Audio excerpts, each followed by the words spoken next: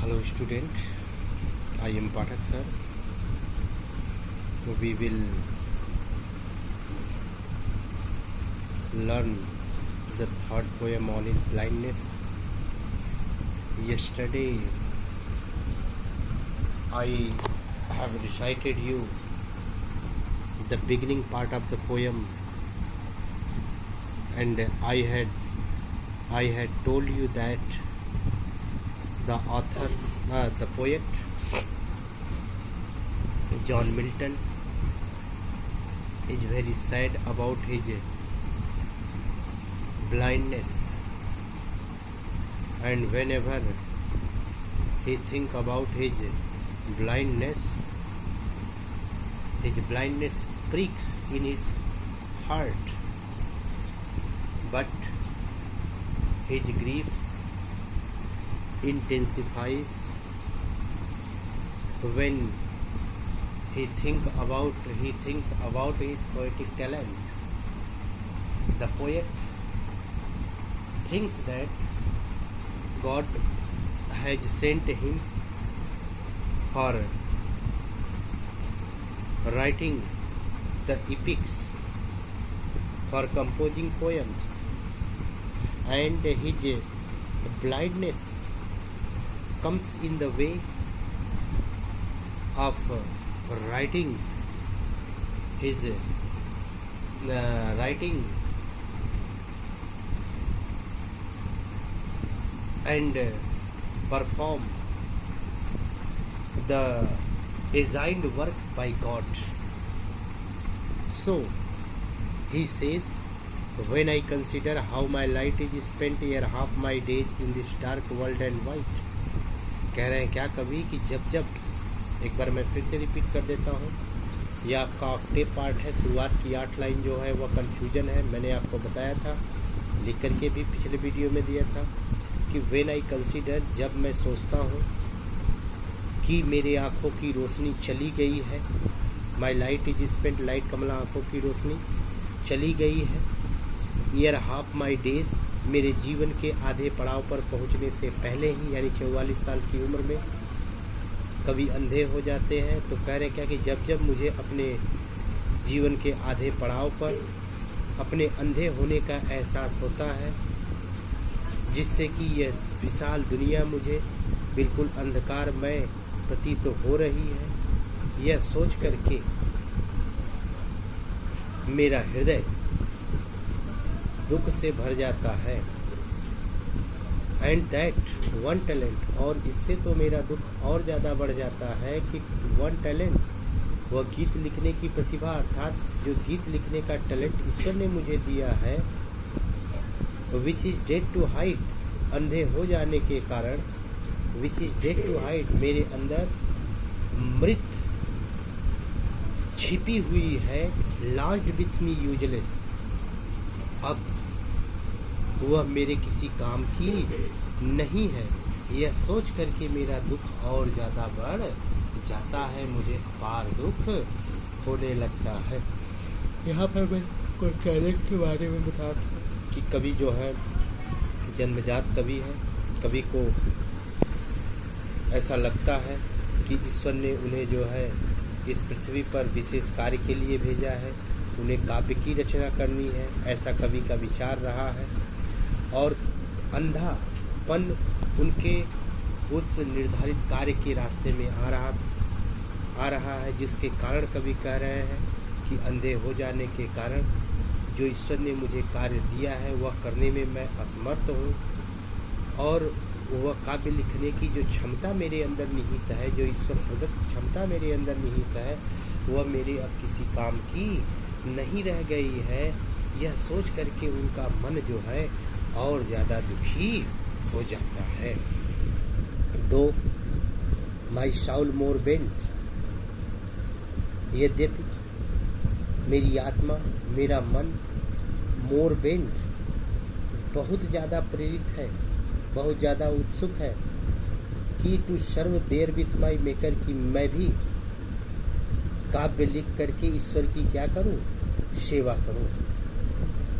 कवि कह रहे हैं कि माई साउल मोर बेंट, कह रहे क्या कि मेरी आत्मा कहीं ज़्यादा ही उत्सुक है, मेरी अंतरात्मा, मेरा मन बहुत ज़्यादा प्रेरित है कि मैं काव्य लिख करके ईश्वर की क्या करूं, देयर विथ माई मेकर, अपने प्रभु की सेवा करूं, and present my true account. और मेरा भी मन है कि मैं उस कार्य को करके अपने कार्यों का हिसाब किताब उनके चरणों में समर्पित कर दूं, जिससे कि ये रिटर्निंग चाइल्ड, यहाँ पर रिटर्निंग का मतलब होता है मरने के बाद, कि उनके पास मरने के बाद पहुँचने पर वह मुझे डांट फटकार न सके। अर्थात कवि के मन में एक तरफ कन्फ्यूजन है। कन्फ्यूजन किस बात का है कि उनको दुख होता है कि भगवान ने उनके साथ घोर अन्याय कर दिया है, वह गीत लिखने में असक्षम है, वह असमर्थ है क्योंकि वह अंधे हो गए, ईश्वर ने उन्हें अंधा बना दिया है। इसलिए कवि कह रहे हैं कि मेरा मन तो बार बार करता है कि मैं काव्य लिख करके ईश्वर की सेवा करूं और उस काव्य को उनके चरणों में समर्पित कर दूं, कि जिससे कि यदि मैं मर के उनके पास जाऊं, यानी जब मेरी मुलाकात ईश्वर से हो, जब आत्मा का मिलन परमात्मा से हो, तो वह मुझे डांटे फटकारे न, अर्थात वह मुझे दंड ना दे। ऐसा तो हुआ। यहाँ तक मैंने पढ़ाया था। यहाँ पे आप देख लीजिए कि कवि के मन में इंटरकोलिशन ऑफ माइंड एंड थॉट, एक तरफ वह सोच रहे हैं कि उनकी भी इच्छा है कि मैं ईश्वर की सेवा करूं, काव्य लिखूं, जिस कार्य को ईश्वर ने दिया है मैं उसको करूं, लेकिन वास्तव में अंधापन जो है उनके लिए मुसीबतें खड़ी कर रहा है। तो कवि कह रहे हैं कि doth God exact day labour light night. कह रहे क्या डथ गॉड, क्या ईश्वर को जरूरत पड़ती है, क्या ईश्वर एग्जैक्ट मांगते हैं डे लेबर, दिन भर का हिसाब किताब, लाइट नाइट, ऐसे व्यक्ति से जिसको अंधा कर दिए हैं, अंधे व्यक्ति से क्या ईश्वर जीवन का हिसाब किताब मांगते हैं? तो कह रहे क्या कि आई फॉन्डली आस्क, मैं नादान व्यक्तियों की तरह, मूर्खों की तरह, फॉन्डली का मतलब मूर्खों की तरह, आस्क पूछा, आई फॉन्डली आस्क, मैं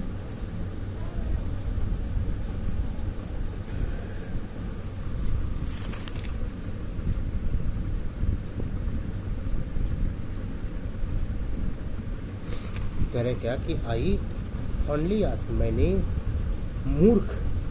मूर्खों की तरह खुद से पूछा। क्या पूछा कि doth God exact day labour, क्या ईश्वर मांगते हैं डे लेबर? कह रहे क्या कि क्या ईश्वर, क्या नाम है, क्या ईश्वर उनसे मांगते हैं, किनसे? लाइट डिनाइड, अंधे व्यक्ति से उनका परिश्रम। कह रहे क्या ईश्वर डे लेबर उनके कठोर परिश्रम की मांग करते हैं, उनसे भी कठोर परिश्रम की मांग करते हैं, कठोर परिश्रम करने की मांग करते हैं। जो अंधे हैं अर्थात बेबस लाचार व्यक्तियों से भी क्या ईश्वर मांग करते हैं?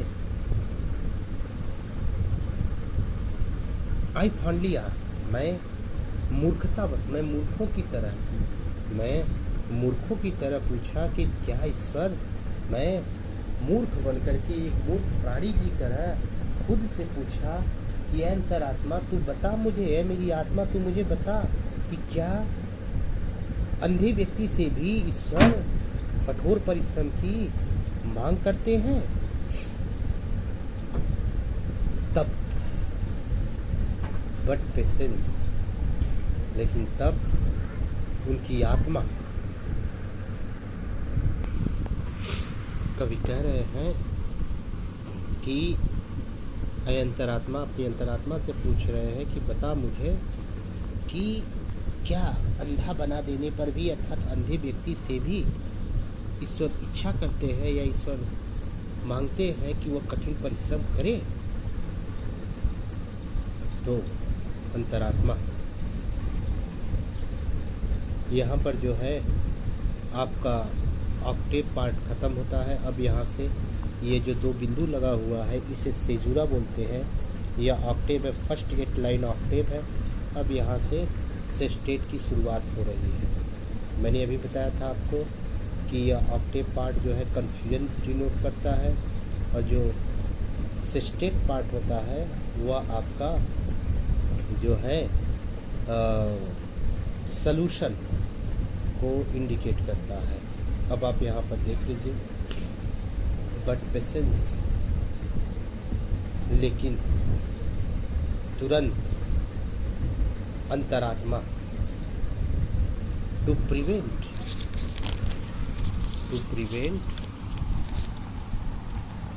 दैट मर्मर का मतलब होता है संशय, भ्रम, मन में उठे भ्रम को क्या करने के लिए, प्रिवेंट, दूर करने के लिए सून रिप्लाइज, तुरंत आवाज लगा करके जवाब देती है। क्या कि but patience to prevent that murmur soon replies. यहाँ पे मर्मर का मतलब होता है कि प्रिवेंट का मतलब होता है दूर करना, ठीक है, और मर्मर का मतलब होगा यहाँ पे भ्रम। तो कह रहे हैं क्या, मन में उठे भ्रम को दूर करते ही अंतरात्मा तुरंत जवाब देती है, कहती है कि ये कभी God does not need either man's work or his own gifts। ईश्वर को कह रहे क्या कि कहती है कि है कभी सुनो, God does not need, ईश्वर को जरूरत नहीं है, ईश्वर को जरूरत पड़ती ही नहीं। और किसकी जरूरत नहीं पड़ती, either man's work, न तो इंसानों के कार्यों की, ईश्वर को न तो इंसानों के कार्यों की जरूरत पड़ती है, और हिज ओन गिफ्ट, और न तो अपने दिए गए वरदानों के बदले किसी चीज़ की जरूरत नहीं है। ईश्वर को न तो इंसानों के कार्यों की आवश्यकता पड़ती है, और न तो उसके द्वारा अर्थात ईश्वर द्वारा प्रदत्त वरदानों के बदले भी ईश्वर को किसी चीज़ की आवश्यकता नहीं होती। क्यों नहीं होती, क्योंकि ईश्वर जो है ऑमनीपोटेंट है, ऑमनीसिएंट है और ऑलमाइटी है। ईश्वर सर्वज्ञानी, सर्वज्ञ और सर्वव्यापी है, इसलिए ईश्वर जो है सर्वोपरि है, उसे किसी भी चीज़ की ज़रूरत नहीं पड़ती, और वह स्वयं में क्या है, ईश्वर स्वयं में जो है परिपूर्ण है।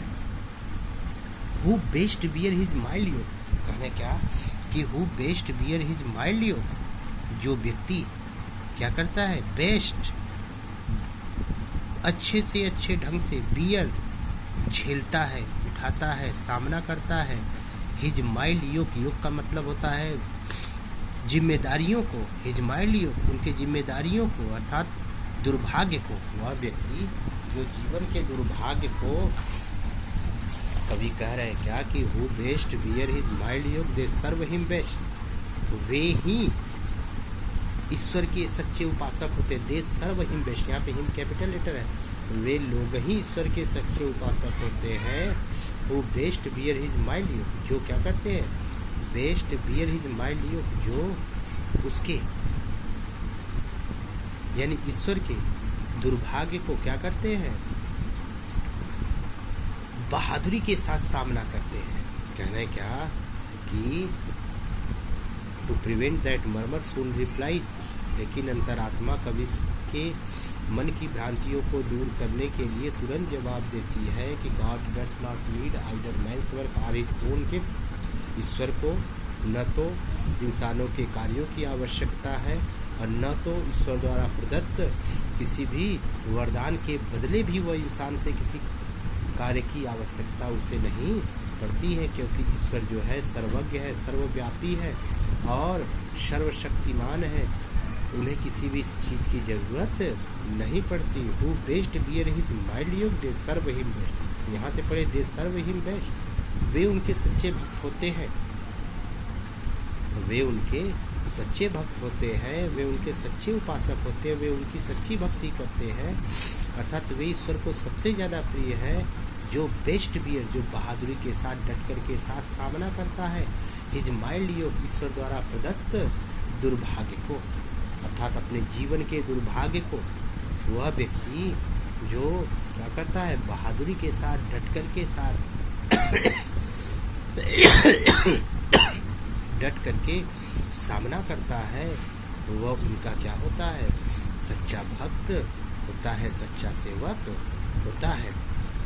His state is kingly, his state, राजा की स्थिति, कह रहे क्या कि ईश्वर की स्थिति, ईश्वर का तो राजाओं की तरह है, अर्थात ईश्वर की स्थिति राजाओं की तरह है। अर्थात जिस तरह से पृथ्वी लोक पर राजा महान होता है, ठीक उसी तरह से यह ईश्वर जो है राजाओं के राजा है, अर्थात यह महाराजा धीराज हैं, वह उनकी स्थिति राजाओं की तरह है, अर्थात वह उनके पास सारी चीज़ें उपलब्ध रहती है। इस संसार के वह रूलर है, इस संसार को चलाने वाले हैं, हम सबके राजा हैं।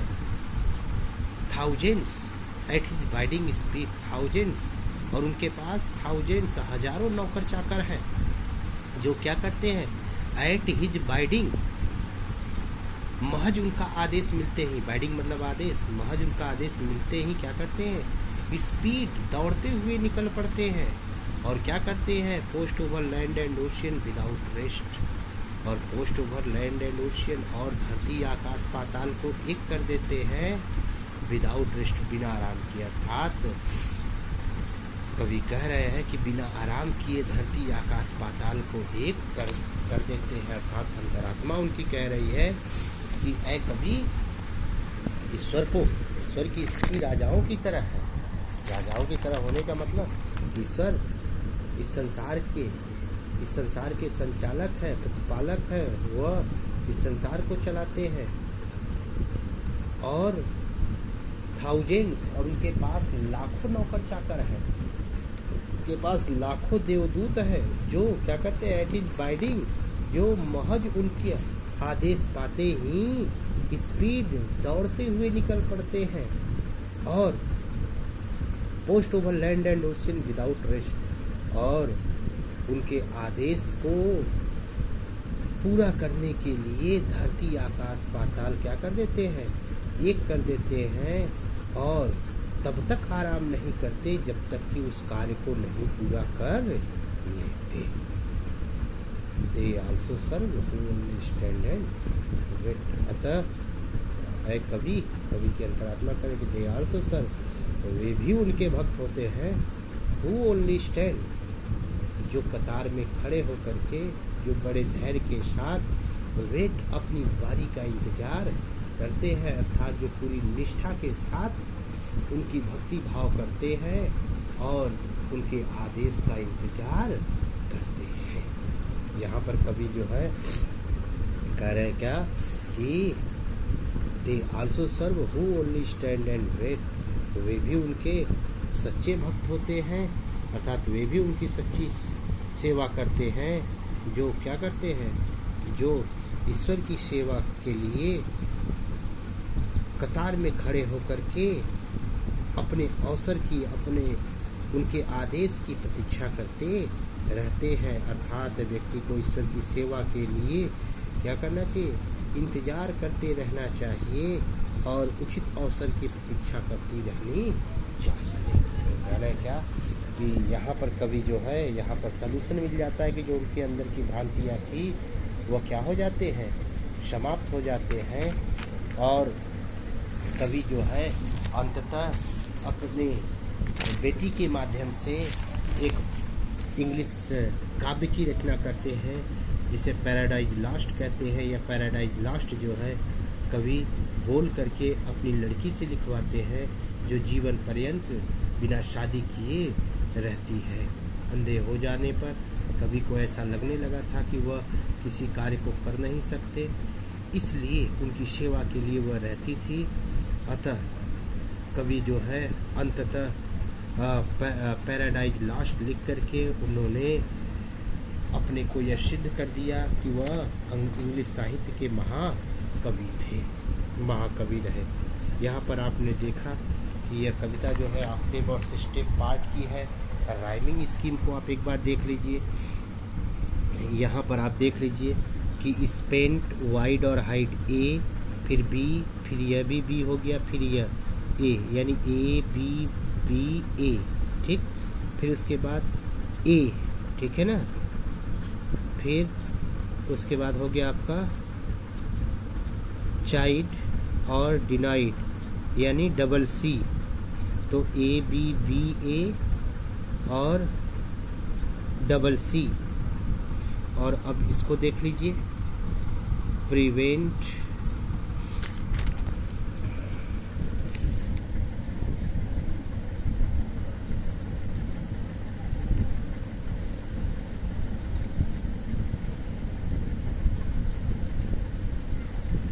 हाँ, तो ऑक्टेव पार्ट का आपने राइमिंग स्कीम देखा। इसमें जो है पर्सोनिफिकेशन यहाँ पर है, to but patience to prevent that murmur soul reply, ठीक है। तो यह जो है आपके ऑक्टेव पार्ट का जो है ऑक्टेव और सिस्टिव पार्ट में है, ठीक है। बाकी जो है हम लोग नेक्स्ट पोएम जो है अगले वीडियो में देखेंगे।